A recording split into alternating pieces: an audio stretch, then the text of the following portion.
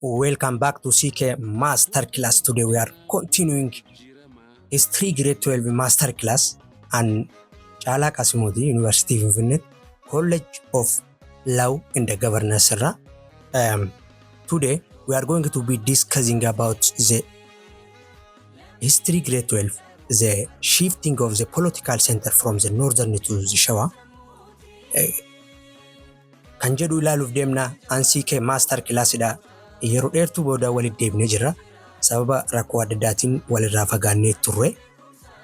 So how the Christian Highland Kingdom shifting the political center from the northern to Shewa kan jedhu kan ilaallu ta'a. Caalaa Qasimooti afaan Oromoo afaan saba guddaatiin barumsa history kutaa 12 bifa konseptii qabuun bifa ajaa'ibaatiin kan isin dhiyeessuu deemnu ta'a. Saniif turtiin keessan nu wajjin haa ta'uun isin jedha, isin jaaladha, isin kabaja. CK Masterclass wajjin turtii keessan haa ta'uun isin jedha. The shifting of the political center from the northern to Shewa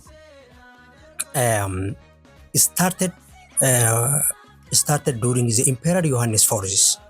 Akkamitti yootan jalqabarraa kaasee seenaa Itoophiyaa keessatti yeroo dheeraadhaaf political center yookaan ammoo giddugalli siyaasaa beekaman akka biyyatti jiru naannoo kaabaa yookaan naannoo Gojjam, Gondar akkasuma naannoo Tigray dabalatee naannoowwan kunneen naannoowwan kaabaa kan jedhaman northern kan jedhamanii jechuudha. Yeroo kanatti fakkeenyaaf mootummaan yeroo dheeraadhaaf fakkeenya Faasiliidas fudhatuu dandeenya, Iyyaawus fudhatuu dandeenya, akkasumas warra Sheedanaasti fudhatuu dandeenya. Hundi isaanii karaa kaabaa jechuudha yookaan political centeriin designated in yookaan design bakki inni itti ta'e karaa kaabaati jechuudha yookaan karaa kaaba Itoophiyaati. But the political center from northern to Shewa started when the Emperor YOHANIS was killed by the Ansan. Kunis kan jalqabe sirna politikaa giddugaleessa politikaa jijjiiruun kan jalqabe yeroo Emperor YOHANIS du'u karaa Menelikiin yookaan Menelik kan dhalatee guddate abbaa isaa maqaan isaa inni sirrii Menelik jechuudha. Saalamariyaam jedhama. Abbaan isaa immoo Haayile jedhama. Inni kan inni dhalatee guddate naannoo Shewa highlands bakka jechuun naannoo jedhamtudha. Ankobar bakka jedhamtu jechuun karaa naannoo Shewa ammaa jechuudha. Shewaan lama jira naannoo Amaaraa keessas amma ni jirti. Naannoo Oromiyaatti ammaa kanus walumaa galatti naannoo kunaa fi naannoo Amaaraa keessa jiru sunillee walumatti yeroo sanatti Shewa kan inni jedhamu. Yeroo kana Emperor YOHANIS erga du'ee booda political centering kan inni jijjiire jechuudha. So haa ilaallu kitaaba keenya irratti maal jedha? Also the Emperor YOHANIS force had designated the Ras Mangasha as his heir and successor. It was Negus Menelik of Shewa who formally inherited the throne from the Emperor YOHANIS force. Emperor YOHANIS afraffan jechuudha. Inni ilma isaa jechuudha. Ras Mangasha YOHANIS ilmoo isaa akka dhaalaa isatti yookaan akka nama aangoo isaa itti fufsiisutti inni kaa'ullee Emperor Menelik jechuudha. Formally aangoo isaa dhaaluu danda'ee jira jechuudha yookaan formally inherited the throne from the Emperor YOHANIS force. Gonfoo aangoo dhaaluu danda'ee jira jechuudha. Because Emperor YOHANIS abbaa isaa Haayile irraa aangoo dhaaluudhaaf yeroo inni godhaa turetti the king of king yeroo inni finjaa turetti Emperor YOHANIS the king of king osoo hin ta'in the king of Shewa ta'iti jechuudha. Waliigaltee mallatteessuudhaan ture jechuudha. Emperor YOHANIS akka vaasaalii isaatti yookaan akka nama aangoo isa jalatti bulutti akka nama YOHANIS afraffaa jalatti bulutti kan ture jechuudha. Garuu yeroo du'u Ras Mangasha YOHANIS akka dhaalaa isatti tursiisuu yeroo inni barbaade garuu Emperor Menelik formally dhaaluu danda'ee jira jechuudha. As mentioned already, the pioneer of the modern Ethiopian formation was Emperor Tewodros II, but Tewodros could not achieve his goal of national unification. Akkuma jalqabaa laallee namni seenaa Itoophiyaa keessatti mootiin akka gootatti isaabamu akka Itoophiyaa tana tokkoomsuudhaan biyya mootii tokkoon bultee akka Biriteen duraanii akka akka Faransaay duraanii sanitti yookaan akka Gibsoota duraanii sanitti biyya modernoomte gochuudhaaf namni jalqaba habuure. The pioneer means a person who discovered, the state formation of was what? The Emperor Tewodros II or Ras Kaasa Hailu. After what? After 4 main battles. Battlii dirreewwan waraanaa afuriin booda Emperor Tewodros lammaffaan yookaan Ras Kaasa Hailu namni jedhamu biyya tana habuuruu danda'ee jira jechuudha. Akka biyyi tun mootummaa tokkoon bultu. But the Tewodros could not achieve this goal of national unifications. Garuu Emperor Tewodros kun yaada biyya tokkoomti, biyya mootii tokkoon bultu, biyyi ajajni siyaasaa bakka takka ta'e gubbarraa haga jalatti hojjetu yookaan from federal to the qabalee haga qabaleetti kan hojjetu ajajni tokko biyya taatee hundeessuu hin dandeenye jechuudha yookaan isaaf hin milkooyne jechuudha. Emperor YOHANIS IV was somewhat successful in the building an empires where the regional hereditary rulers enjoyed the rights of internal autonomy. Emperor YOHANIS afuraffaan kun as the Battle of Magdala irratti yeroo du'u Emperor Tewodros II jechuudha. Yeroo du'u Emperor YOHANIS afuraffaan Biriteen gargaaramuudhaan yookaan Ingilaand biyya amma jaamtuun gargaaramuudhaan Emperor Tewodros jalqabe san ijaaruu itti fufee jiraachuu san keessa irra hedduu isaa tokko milkaa'ee jira jechuudha. Maal godhee namichi kuni where the regional hereditary rulers, regional hereditary rulers jechuun namoota aangoo abbootii isaanirra dhaalaa turan jechuudha. Fakkeenyaaf akka Menelik dhaalatte jechuudha yookaan Saale Maariyaam abbaa isaa Haayiluu Malakoot irraa dhaale sanitti akka bulchan aangoo kanneef jechuudha. Xiqqoo akka bifa federaalizimii fakkeessa jechuudha. There is some de facto sharing of the powers between the Emperor YOHANIS IV and the hereditary rulers yookaan vaasaalii isaanii jala jiran san irratti akka haga tokko if danda'anii akka bulchan. Fakkeenyaaf Emperor Menelik yoo fudhanne King of King finjaa ture, King of Ethiopia finjaa ture. Ati King of King sun taane King of Shewa ta'iti itti fufii aangoo kan kee jee karaa nagaatti walii galtee walii godhaa ture. So this kind of sharing of the power is what we call allowing some internal autonomies, if danda'ummaa isaanii san yookaan walabummaa regional isaanii san haga tokko beekamtii kenneefii jira jechuudha. So bifa kanaan itti fufee jechuudha. Then nevertheless kanas ta'u sana the process of Ethiopian empire formation was not completed. Look, kanas ta'u sana adeemsi biyya Itoophiyaa biyya empire tokkoon bulchu biyya mootii tokkoon bultu hundeessuu hin xumuramne jechuudha. Malee Emperor YOHANIS afuraffaa irratti illee erga inni du'ee boodas hin xumuramne jechuudha. Then Nugus Menelik of Shewa who crowned himself as the king of Ethiopia in 1889. Mootiin Menelik of Shewa kan jennu Saale Maariyaam jechuudha.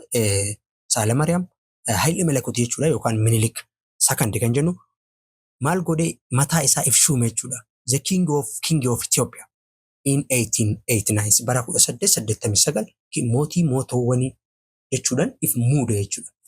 And learn from these experiences, from the experience and the failure of his predecessors, and made great effort to complete the national unification process. Maal godhe Emperor Menelik kun jalqaba akkuma dhufeen experience mootuwwan isaan dura jiran kan akka Emperor Tewodros, Emperor YOHANIS, Takle Goorgis dabalatee experience isaan irraa fudhatuudhaan akkasuma learning his failures yookaan kufaatii irraa warreen isa dura predecessors jechuun mootuwwan isaan dura jiran san jechuudha irraa baratuudhaan made what a great effort to complete the national unification. Adeemsa biyya tokkoomsu adeemsa biyya takkaan bultu xumuruu danda'ee jira jechuudha yookaan aangoo guddoo godhee jechuudha yookaan humna guddaa ifaajee guddaa godhuudhaan biyya kana akka uumedha seenaa Itoophiyaa keessatti kan barreeffame jechuudha. Then during the reign of Emperor Menelik II, the size of old Christian kingdom grew by more than double. Bara mootiin kun dhuferraa kaasee guddinni amantiin kiristaanaa bara zamana masaanitti, from 1769 up to 1885 when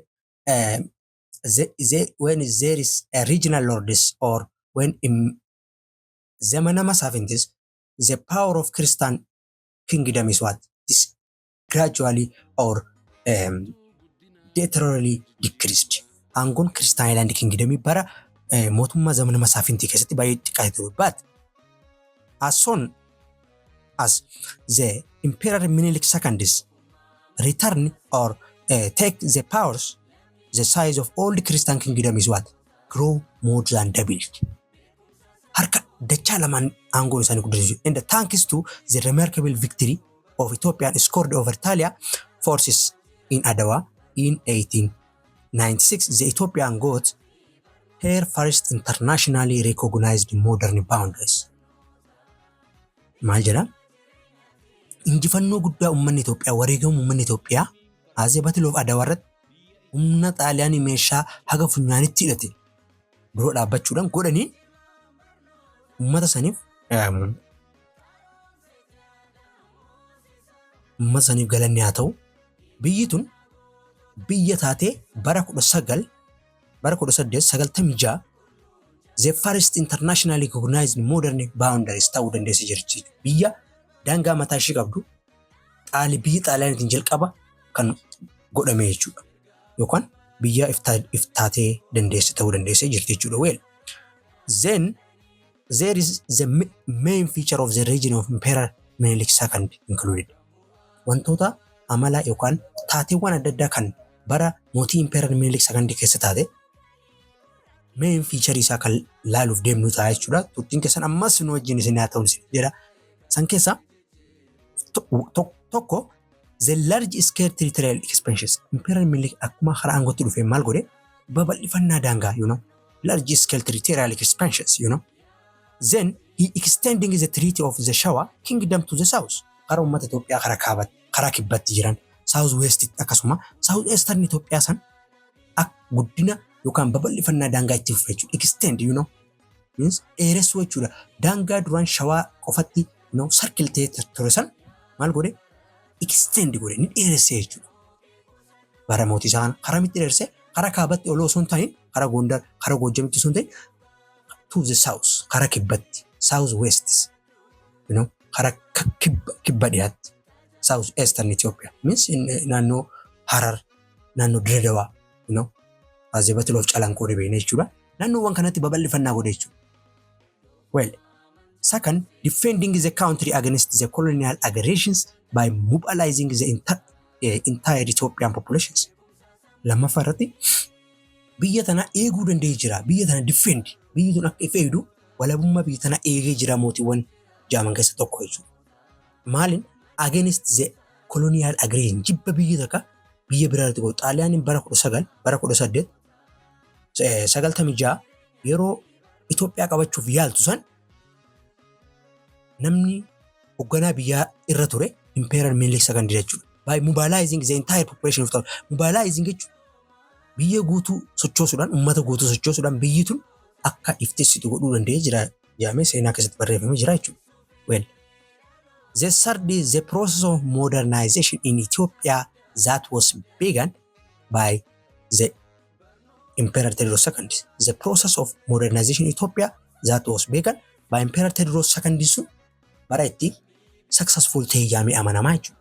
Barri yookaan adeemsi biyya tokko guddisu teknooloojiidhaan biyya mootii tokkoon buluu kan jalqaba pioneered by Emperor Tewodros jenne sun bara itti silaa haga taate successful ta'edha jechuudha. Amaloota kanaan kan inni beekamu jechuudha. So haga malaallee the main feature isaa laallee jira. Akkasuma how the political center shifting political center from northern to Shewa kan jedhu ilaalaa jira jechuudha. Well, turtiin keessa nu wajjin taatuun isin jedha. Then kun ammoo the end of lesson 2 dha. Lesson 2 isa xumura. Kana booda ammoo kan nuti agarru lesson 3 irratti wal garra. Then lesson 3 maal jedha the territorial expansions and the incorporation of the kingdom. How the Ethiopian kingdom for example Emperor Menelik fudhachuu dandeenya akkamitti babal'ifannaa isaanii karaa ummata kibba dhihaa Itoophiyaa jiran kan akka Kafaa kan akka kan akka Walaayitaa inda Daawuroo ummata hedduutu jira. Ummata kanatti how the territorial expansions are happen kan jedhu ni ilaalla, and the incorporation of the kingdoms into the Ethiopian kingdom. Akkamitti ummata kana incorporate Ethiopia yookaan Ethiopia tokkoomte takka jalatti akkamitti incorporate godhuu danda'anii jira. Karaa lamaan kan ilaallu ta'a. Kun CK master classidha. An Caalaa Qaasimooti University Finfinnee irraayi. So turtiin keessan ammas nu wajjinaa ta'uun isiniin jedha, isiniin jaaladha, isiniin kabaja. So walii deebina galatoomaa jiraadha.